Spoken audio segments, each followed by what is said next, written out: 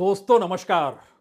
अच्छे दिन आने वाले हैं, ये शब्द लोगों को डराता है। राजा डर गया, ये सोच लोगों के भीतर समाती नहीं है कि आखिर राजा डरा तो किससे डरा और अब अच्छे दिन का जिक्र क्यों हो रहा है। जाहिर तौर पर 2013 में यह नारा दिया गया था कि अच्छे दिन आएंगे और उसके बाद इस देश ने एक नए प्रधानमंत्री को देखा। उस प्रधानमंत्री के काल में 10 बरस में जो कुछ इस देश में हुआ, उसमें अच्छे दिन एक खौफ वाला शब्द हो गया। यानी डर लगने लगा, क्या वाकई इस देश के भीतर में जो सरकार की नीतियां हैं वह लोगों के अच्छे दिन नहीं बल्कि बुरे दिनों से बुरे दिन को भी अच्छा मानने से कब चूकेगी। और दूसरा सवाल यह था, क्या वाकई राजा बहुमत के आश्रय इतना बेखौफ है कि उसे जनता के दर्द को दिखाई दे पाने की स्थिति में कोई है ही नहीं। और ये परिस्थितियां खास तौर से तब जब लोकसभा चुनाव बीत गए और उसके बाद हम इस शब्द का इस्तेमाल अगर कर रहे हैं कि अच्छे दिन आ जाएंगे, अचानक आएंगे, तो उसकी कोई दूसरी वजह नहीं है। उसकी वजह राजा का डर है।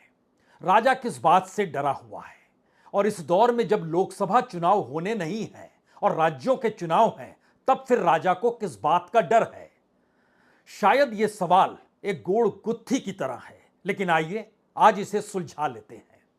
क्योंकि जो रिपोर्ट अलग अलग राज्यों से लगातार केंद्र सरकार को आईबी के जरिए मिलती रहती है, उस आईबी की रिपोर्ट में लगातार चुनाव के बाद इस देश की आर्थिक माली हालत जो भी हो, खुद प्रधानमंत्री जो भी जिक्र लगातार कर रहे हो कि भारत की इकोनॉमी कितनी बड़ी हो जाएगी, और इन बातों का जिक्र अब आरबीआई भी खुले तौर पर करने लगा हो, और इस देश के पीएसयू लगातार अब मुनाफे में आ रहे हो, बावजूद इन सब के इस देश के बहुसंख्य वोटर, बहुसंख्य जनता, उसके भीतर अभी भी वह सवाल गूंज रहे हैं कि अगर यह सत्ता नहीं आती और अगर इंडिया गठबंधन आ जाता, अगर इंडिया गठबंधन के वक्त में राहुल गांधी ने जिस मैनिफेस्टो को रखा, जो 4-5 बड़े वादे किए, अगर वह इस देश में लागू हो जाता तो क्या वाकई वो अच्छे दिन होते? और अगर वो अच्छे दिन होते तो फिर इन सब के बावजूद भी मौजूदा सरकार इस परिस्थिति को क्यों समझ नहीं पा रही है? आईबी अपने आप में इस देश की नब्ज को पकड़ती है, केंद्र सरकार को अलग अलग एजेंसियों के जरिए जानकारी देती है। और पहली बड़ी जानकारी तो यही है कि अब जिन जिन राज्यों में चुनाव होने हैं वहां पर कहीं भी बीजेपी के अनुकूल कोई चुनाव नहीं है। यानी लोकसभा चुनाव के बाद अल्पमत की बीजेपी सरकार केंद्र में मौजूद है, और अब राज्यों के चुनाव जब होंगे तो वहां पर बीजेपी अगर एक के बाद एक राज्य के चुनाव हारती चली गई, और यह स्थिति गुजरात तक भी आ सकती है। यानी गुजरात के भीतर वह सूरत हो, अहमदनगर हो या फिर राजकोट ही क्यों ना हो, जो अलग अलग पॉकेट्स जो एक चकाचौंध के साए में दिखाई देते हैं, वहां पर भी अगर यह सवाल खड़ा होने लगा हो कि अगर कांग्रेस सही तरीके से मेहनत करे तो गुजरात में बीजेपी को हरा सकती है। जाहिर है राजा को डर लगेगा, वो खुद गुजरात से आते हैं। डर तो उस चाणक्य को भी लगेगा जो पूरी बिसात इस देश में जीतने की बिछाते हैं, लेकिन अपने ही राज्य को अगर गंवा बैठे तो क्या होगा। तो इस सिलसिले को पकड़ने के लिए आपको अब यह समझना होगा कि दरअसल राहुल गांधी ने जिन योजनाओं को रखा और जिस तरीके से रखा, उन योजनाओं का असर यह हुआ कि अब पहली बार जो रिपोर्ट्स अलग अलग सरकार की एजेंसियों के जरिए निकल कर आ रही है, वह खुले तौर पर बतला रही है कि राहुल के जो प्लान थे उसको अब केंद्र सरकार चुराने की स्थिति में है। यानी उन प्लान को कैसे लागू इस देश में किया जाए, इस दिशा में वो काम करने लगी है, और बजट सामने खड़ा है। और उसकी सबसे बड़ी बात यह है कि राहुल गांधी ने जिस मैनिफेस्टो को तैयार किया उसमें कमोवेश हर तबके को लिया, समानता का जिक्र बार बार किया गया, बराबरी के हक का सवाल, वो पिछड़ा तबका हो, शेड्यूल कास्ट हो, शेड्यूल ट्राइब हो, माइनॉरिटीज यानी अल्पसंख्यक यानी मुसलमान ही क्यों ना हो, हर चीजों का जिक्र करते करते इस देश के गरीबों में और गरीबों में भी महिलाओं को जो 1 लाख रुपए का जिक्र किया गया था, वह तो नहीं मिला किसी को भी, क्योंकि राहुल गांधी या इंडिया गठबंधन सत्ता में नहीं आया है। लेकिन लोगों के जहन में वो सवाल है और इसीलिए आज हम कांग्रेस के मैनिफेस्टो के उस हिस्से को लेकर बैठे हैं जिसमें गारंटी कार्ड का जिक्र किया गया था। और आपको जानकर हैरत होगी, इस गारंटी कार्ड में जो लिखा गया है वो बिल्कुल नए स्वरूप के साथ बजट के जरिए सामने आने वाला है। ऐसा नहीं है नाम वही होगा, नाम बदल जाएगा। इसमें जो नाम कांग्रेस गारंटी कार्ड में लिखा गया है उसमें हर शिक्षित युवा की जो पहली नौकरी पक्की होने का जिक्र है, उसमें 1 लाख रुपए वेतन का जिक्र है। उसको कैसे युवाओं तक जो बेरोजगारों की कतार है, जो मुद्रा योजना के जरिए कोई मैसेज आ नहीं पाया, यानी इस देश में 28 लाख करोड़ रुपए बट गए और कोई भी बेरोजगारी कम नहीं हुई, तो उस मुद्रा योजना का क्या लाभ। दूसरी बड़ी बात है कि हर गरीब महिला को अगर 1 लाख रुपए का जिक्र राहुल गांधी करते चले जा रहे थे, तो क्यों नहीं इस देश के गरीबों की परिस्थिति को, जो आंगनवाड़ी या फिर जो लखपति महिलाओं का जिक्र सरकार कर रही है, उसको नया विस्तार दे दिया जाए और उस विस्तार के दायरे में इस देश की जो गरीबी की रेखा से नीचे के जो परिवार हैं उनको उस दायरे में ले आया जाए और उनको अलग अलग परिस्थितियों के तहत डायरेक्ट बैंक ट्रांसफर की व्यवस्था की जाए। क्योंकि अगर एक साथ करेंगे तो फिर यह सवाल होगा कि सरकार तो कह रही है गरीबी खत्म हो चली है, लेकिन यहां तो गरीबों की तादाद और उसकी पूरी एक लंबी कतार बैठी है। और नीति आयोग का भी जो मल्टी डायमेंशनल जो पुअर सेक्शन का जो एनालिसिस है वह भी फेल हो जाएगा, यानी वह भी झूठा साबित हो जाएगा। तो इसको भी नए तरीके से रखा जाए। जो कर्ज माफी का सवाल बार बार किसानों को लेकर उठता रहा या एमएसपी को कानून बनाया जाए इसको लेकर उठता रहा, तो रिफॉर्म की दिशा में सरकार अब कैसे कदम बढ़ाए।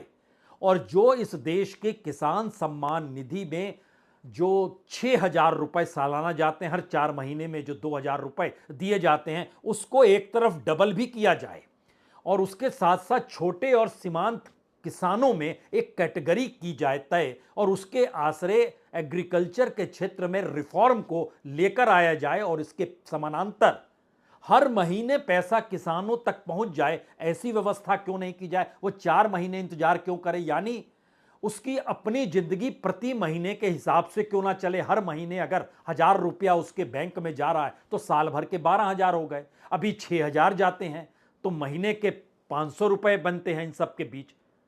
और इस परिस्थिति के भीतर में अगर इस बात का जिक्र होते चला जाए कि इस तरीके से लोगों को वह लाभालाभ मिलने लगे जिस रास्ते इंडिया गठबंधन या कांग्रेस का मैनिफेस्टो या राहुल गांधी की जो न्याय गारंटी योजना थी उसके मार्फत उसको नए चेहरे के साथ रख दिया जाए, तो क्या अच्छे दिन आ गए। हमें लगता है इस हिस्से को थोड़ी देर के लिए छोड़िए, नए हिस्से को पकड़ लीजिए। आखिर यह सब सोच क्यों हो रही है। सबसे बड़ी बात यह है कि अगर आईबी की रिपोर्ट कहती है आप किसी भी राज्य में जीत पाने की स्थिति में नहीं है और इस देश के भीतर में जो अलग अलग राज्यों के जहां जहां चुनाव होने हैं वहां के प्रभारी जिनको बनाया गया, वो प्रभारियों की रिपोर्ट अपने तौर पर है कि कार्यकर्ताओं में गुस्सा है, वो बहुत निराश हैं और हम लगातार उनको समझा रहे हैं कि दरअसल 2024 के चुनाव में बीजेपी हारी नहीं है या उनकी मेहनत ऐसा नहीं है कि खत्म हो गई या ऐसा नहीं है कि अब उनके बगैर पार्टी चले नहीं पाएगी या पार्टी को चलना ही चाहिए उनके भरोसे। तो एक तालमेल बैठाने की कोशिश अब देश भर के अलग अलग राज्यों में जहां का कार्यकर्ता गुस्से में है, उसमें झारखंड भी है, उसमें हरियाणा भी है, उसमें महाराष्ट्र भी है, उसमें उत्तर प्रदेश भी है, उसमें राजस्थान भी है और उसमें गुजरात की परिस्थिति भी निकलकर आने लगी जब कांग्रेस वहां पर अपने तरीके से अब कदम ताल करने लगी है, जो 1 अगस्त से शुरू भी हो जाएगा। यानी वहां पर आप यात्राओं का सिलसिला 1 अगस्त से गुजरात में देखेंगे। यानी पहली बार बीजेपी का कैडर, बीजेपी का कार्यकर्ता अगर वह गुस्से और निराशा के बीच झूल रहा है और वह जिस समाज के भीतर रहता है, अगर उस समाज को लाभ बजट से शुरुआत की जाए और इसको आगे बढ़ाया जाए तो क्या वो संवाद हो पाएगा जिससे पार्टी खड़ी हो जाएगी। यह तो उसका एक सांगठनिक हिस्सा है, लेकिन इसका तुरंत का लीडरशिप के चेहरे के साथ जुड़ा हुआ हिस्सा यह है कि अगर इस तरीके से राज्य दर राज्य हार मिलती चली गई तो बहुत कम वक्त लगेगा कि बीजेपी के नेता धीरे धीरे नहीं बहुत तेजी के साथ दिल्ली की सत्ता के खिलाफ बोलने लगेंगे।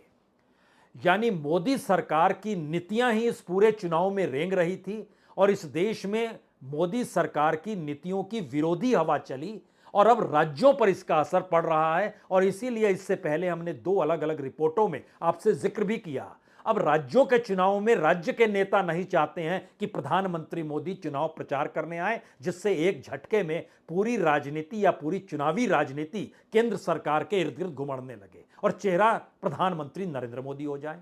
लेकिन इसका एक अंतर्विरोध यह है कि जो शख्स बीते 10 बरस से नहीं बल्कि बीते 23 साल से मुख्यमंत्री से प्रधानमंत्री तक की यात्रा में अपने चेहरे के इर्द गिर्द, वो राज्य की राजनीति हो या देश की राजनीति हो, जहां मौका मिला सिर्फ खुद को केंद्र में रखकर पूरी बीजेपी की राजनीति, पूरी बीजेपी के संगठन और आरएसएस तक को उसने घुमा दिया, तो ऐसे में क्या एक झटके में वह उससे वंचित हो सकते हैं? बिल्कुल नहीं। और यही वो सवाल है कि डरा हुआ राजा अब वैसे निर्णय लेने को मजबूर है जिन निर्णयों से जनता प्रभावित हो रही है या जिन निर्णयों के बाद उसको लगता है कि उनके भीतर एक उम्मीद और आस बीजेपी को लेकर जाग जाएगी। और यही भरोसा अब दिल्ली के बैठे हुए लोग जो हैं ये हर किसी को दे रहे हैं। वो राज्यों में नेताओं को दे रहे हैं, संघ में सरसंघचालक को बता रहे हैं और वहां से मैसेज आ रहा है कि जनता से बड़ा कुछ नहीं होता है। आप इसको समझिए तो जनता अनुकूल होने की कोशिश कीजिए। आप ये मत सोचिए कि आपकी इन नीतियों के जरिए वर्ल्ड बैंक क्या कह रहा है, आईएमएफ क्या कह रहा है या आपके अपने नौकरशाह क्या कह रहे हैं। इनको भूल जाइए, क्योंकि राहुल गांधी ने इस देश की उस नब्ज को पकड़ लिया जिस नब्ज के आसरे लोग ये महसूस करते थे कि दरअसल इस देश की नीतियों के सरोकार जनता के साथ है ही नहीं। इसीलिए इस पत्र में जो गारंटी कार्ड जारी किया गया था, अगर इसके हिस्से में आप आए तो जो मनरेगा की मजदूरी है वह भी बढ़ेगी। 400 रुपए प्रतिदिन तो नहीं होगी, लेकिन उसमें कुछ अलग अलग इनपुट्स जोड़े जा रहे हैं। जो कर्ज माफी का जिक्र था किसानों को लेकर और स्वामीनाथन के फार्मूले के हिसाब से जो एमएसपी की कानूनी गारंटी थी, उसका चेहरा भी आपको अब बजट में किसानों के लिए आने वाला है और किसान सम्मान निधि तो बढ़ने वाली है। जो गरीब परिवार की महिलाओं को 1 लाख रुपए हर साल और हर महीने का 8,500 रुपए देने का जिक्र था, तो सरकार ये मान ले रही है कि दरअसल जनधन योजना जो हमने शुरू की उसके जरिए लोगों को यह एहसास अब गायब हो गया कि सरकार उनके खाते में कोई पैसा डाल रही है और उनकी जिंदगी पटरी पर दौड़ने लगी है। अब सरकार चाहती है और समझ गई है कि दरअसल एकमुश्त पैसा मैटर नहीं करता है। हर महीने अगर आप डालते हैं तो लोगों की जिंदगी उस प्रति महीने की आय के साथ जुड़ जाती है और हर महीने एक साइकिल चल पड़ती है। क्योंकि यह बात जो महालक्ष्मी प्लान जो था 1 लाख हर साल और 8,500 रुपए हर महीने देने का जो जिक्र किया गया नारी न्याय के लेकर, उसका हिस्सा सबसे बड़ा रिपोर्ट में यही पाया जा रहा है कि दरअसल आप हर महीने लोगों को आश्रित कर रहे हैं कि यह अपनी जिंदगी, अपनी रसोई, अपने पेट और अपने आप से जोड़ लीजिए इस आय को, और सरकार इसे दे रही है। यानी राज्य दर राज्य जो चुनाव होंगे 3 महीने के बाद महाराष्ट्र, हरियाणा, झारखंड का होना है। और यह बीजेपी को बाखूबी पता है कि इस दौर में उनका मंदिर का नारा फेल हो गया, नहीं चला। कर्नाटक में बजरंग दल नहीं चलाता, देश भर में राम मंदिर नहीं चला। यानी भावनाओं के आधार पर गोते लगवाते हुए वोट पा लेना अब संभव नहीं है। प्रधानमंत्री ओबीसी हैं, लेकिन इस देश के भीतर में ओबीसी के जो हालात हैं नौकरियों को लेकर और आर्थिक परिप्रेक्ष्य में, इन दोनों परिस्थिति में प्रधानमंत्री के ओबीसी होने का घाटा ज्यादा है। अगर वो ओबीसी ना होते तो कम से कम पॉलिसी के तहत सोचते। ओबीसी है तो वो मानकर चल रहे हैं कि इस देश में अगर लीडर ओबीसी है तो पूरी ओबीसी कतार में पीछे खड़ी हो जाएगी। इसका उनको भारी नुकसान उत्तर प्रदेश में हुआ, महाराष्ट्र के भीतर हुआ, हरियाणा के भीतर हुआ, राजस्थान के भीतर हुआ, कर्नाटक में हुआ, तेलंगाना में हुआ। इस पूरी परिस्थिति को समझते हुए अब समझ में आ गया है कि ना मंदिर चलता है, ना प्रधानमंत्री का ओबीसी होना चलता। यानी जातीय समीकरण के आश्रय जिस राजनीति को कांग्रेस या राहुल गांधी ने आगे बढ़ाया, जबकि वह खुद ओबीसी से नहीं आते हैं और मंडल की राजनीति से नहीं निकले हैं, बावजूद उन्होंने जिस राजनीति को पकड़ा है उसके दायरे में वामपंथियों के तमाम मुद्दे समा गए। इस देश के भीतर में समाजवाद का नारा देने वाले लोग उसमें ही समा गए। जो राहुल गांधी जिन मुद्दों को उठा रहे थे, गरीबों को ज्यादा रियायत देने की स्थिति इस देश के भीतर में नए रास्ते के साथ कांग्रेस ही लेकर आई। यानी एक ऐसी परिस्थिति है कि जो लड़ाई अपने तौर पर नीतियों के आश्रय और लाभार्थियों की संख्या को गिनकर नरेंद्र मोदी अभी तक राजनीति साध रहे थे, वह फेल हो गई। और मुद्दे पहले ही फेल हो गए जो जाति और सांप्रदायिकता के आधार पर चलते, और हिंदुत्व के शब्द ने तो उनकी नींव हिला दी। जब राहुल गांधी ने खुले तौर पर पार्लियामेंट के भीतर कह दिया, अब यह सवाल बड़ा होते चला जा रहा है कि अगर हिंदुत्व शब्द बीजेपी के साथ नहीं है, अगर राम मंदिर का जिक्र बीजेपी के साथ नहीं है, अगर जातीय समीकरण की राजनीति और सोशल इंजीनियरिंग की जो पाठ पढ़ाए जाते हैं वह भी गायब हो गए, तो फिर बीजेपी है कहां पर। और इसीलिए प्रधानमंत्री का एक ऐसा ट्रांसफॉर्मेशन आपको अब देखने को मिलेगा जहां पर उनकी नीतियां उन्हीं आर्थिक नीतियों के इर्द गिर्द घूमेगी जिन आर्थिक नीतियों की बदहाली का जिक्र लगातार 2024 के चुनाव तक राहुल गांधी कर रहे थे। दो सवाल आपके जहन में होने चाहिए। पहला सवाल तो यह है, क्या वाकई राहुल गांधी ने भारत की राजनीति के तौर तरीकों को बदल दिया? और दूसरा सवाल है, क्या वाकई कॉरपोरेट के साथ गलबैयां डाले हुए मोदी सरकार एक झटके में अब लोगों के साथ खड़े होने का प्रयास करेगी? यह बात किसी को पचती नहीं है। लेकिन अब समझना यह भी होगा कि जो लिस्ट आ रही है वो चौंकाने वाली लिस्ट इसलिए है क्योंकि सरकार के जितने पीएसयू हैं वो बड़ी तादाद में लाभालाभ दे रहे हैं और 4 जून के रिजल्ट के बाद भी लाभ दे रहे हैं। और तकरीबन 15 बड़ी कंपनियां हैं जिनका अपना मार्केट कैप अगर शेयर बाजार से जोड़ रहे हैं तो मार्केट कैप हजारों करोड़ में बढ़ता चला जा रहा है। और इन सब के बीच यह भी सवाल था कि आरबीआई की रिपोर्ट है कि अगर आप इस दौर में नहीं बेचेंगे तो कब बेचेंगे, तो क्यों नहीं उसको सिस्टमेटिकली एक तरफ निजी हाथ और दूसरी तरफ इस देश के फायदेमंद वाले पीएसयू उनको कुछ स्टेक दिया जाए। जो घाटे में चलने वाली कंपनियां हैं उनके स्टेक इधर आ जाए, यानी सरकार के पास रहे लेकिन दूसरी कंपनियां जैसे एलआईसी ले लेती है, भारत एरोनॉटिक्स बड़ी तादाद में इस दौर में मुनाफे में है तो क्यों नहीं उसके साथ जोड़ा जाए। इसी तरीके से एक पूरी परिस्थिति है कि जो मुनाफे वाली कंपनी है सरकारी, वही कंपनियों का पैसा उस घाटे वाली कंपनियों से खरीद लिया जाए और जो इनके हिस्से में चीजें आएंगी तो इनमें से कुछ कंपनियों को जो हवाले किया जाएगा निजी हाथों में, तो वह उनके हिस्से में भी वो घाटे वाली कंपनियों के स्टेक रहेंगे जिससे वह उसको सुधारने की दिशा में बढ़ सके। राजनीतिक तौर पर यह सुनने में अच्छा लग सकता है, लेकिन इसके भीतर की 2-3 परिस्थितियां बहुत साफ तौर पर हैं। क्या वाकई सरकार एक आखिरी लड़ाई लड़ रही है? सरकार ना कहें तो क्या वाकई नरेंद्र मोदी एक आखिरी लड़ाई लड़ रहे हैं? उनका अपना आर्थिक प्रयोग राजनीतिक तौर पर यह उस आखिरी लड़ाई का सबसे बड़ा हिस्सा है जो इस बजट के जरिए जिसका जिक्र हो रहा है कि वो आन सकता है। क्योंकि अगर किसान सम्मान निधि में दुगना पैसा दिया जाएगा तो अगला हिस्सा है कि जो अनएम्प्लॉयमेंट वाला यूथ तबका है उस तक पैसा कैसे पहुंचाया जाए। और तीसरी परिस्थिति, इस बार पहली बार बीजेपी ने महसूस की कि ग्रामीण भारत के भीतर उसका सुपड़ा साफ तो नहीं लेकिन उसमें लगभग 20 से 22% वोट तक कम हुए हैं।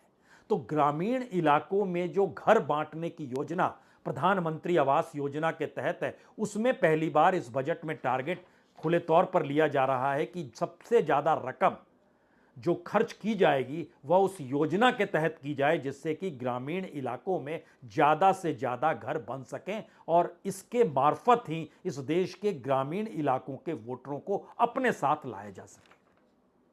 और वो टारगेट तकरीबन 2,35,00,000 घर का है जो 5 साल में बनाने हैं। पहले बरस में यानी इस फाइनेंशियल ईयर में 40 लाख घरों को बनाना है।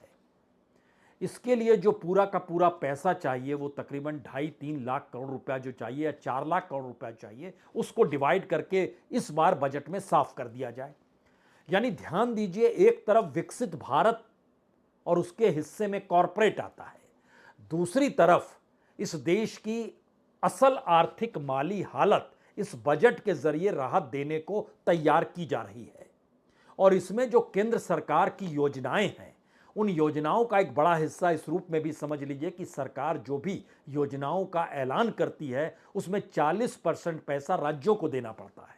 60% का पैसा जो होता है वो केंद्र सरकार देती है। सरकार ने तय किया कि जो एजुकेशन का चित्र है, समग्र शिक्षा अभियान जिसको जोड़ा गया था न्यू एजुकेशन पॉलिसी के जरिए, उसमें प्रधानमंत्री स्कूल ऑफ राइजिंग इंडिया ये शब्द था, तो उसको हिंदी में किया गया प्रधानमंत्री श्री स्कीम। और इसको मानने से चूंकि एजुकेशन के सेक्टर में आम आदमी पार्टी या केजरीवाल की जो अपने प्रयोग हैं, दिल्ली और पंजाब ने मना कर दिया, हम इसे लागू नहीं करेंगे। ममता बनर्जी ने कहा यह ठीक नहीं है प्रधानमंत्री श्री नाम रखना, हम भी इनके साथ नहीं जाएंगे। तो सरकार ने कहा आप नहीं जाएंगे तो हम आपको पैसा नहीं देंगे। तो उन्होंने पैसा रोक दिया, जो समग्र अभियान के तहत एजुकेशन का पैसा जाना था वो रुक गया। तमिलनाडु और केरल को जब पैसा रोका गया तो उन्होंने कहा ठीक है हम साथ में आ जाते हैं। शुरू में इन्होंने भी विरोध किया था। यानी पहली लाइन यह है कि इस देश के भीतर में किसी भी सरकार को चलाने के लिए पैसा चाहिए, लेकिन सिर्फ पैसे के आसरे गद्दी मजबूत नहीं रह सकती है। पैसा राज्यों को चाहिए, पैसा केंद्र के पास है, रिजर्व बैंक उसके पास है।